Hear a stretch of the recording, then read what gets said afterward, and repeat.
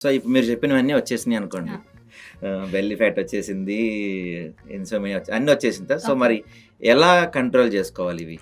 Main thing ఏంటి అంటే, మనం డెఫినెట్‌లీ వెయిట్ లాస్ చేసుకోవాలి అనుకుంటాం. ఇవన్నీ వచ్చాయి అంటే, వెయిట్ గెయిన్ గూడా కంపల్సరీ అవుతుంది. సో, వెయిట్ గెయిన్ అవుతున్నప్పుడు మనం వెయిట్ లాస్ చేసుకోవడానికి కొన్ని టిప్స్ ఏంటి అంటే, మనం ప్లేట్ సైజ్ తగ్గించాలి. మన సౌత్ ఇండియన్స్‌లో ఎలా అంటే పెద్ద పెద్ద ప్లేట్ పెట్టుకుంటారు. పెద్ద పెద్ద అన్ని హ్మ్. డిషెస్ యూజ్ చేస్తారు. సో, అలా కాకుండా కొంచెం చిన్న ప్లేట్.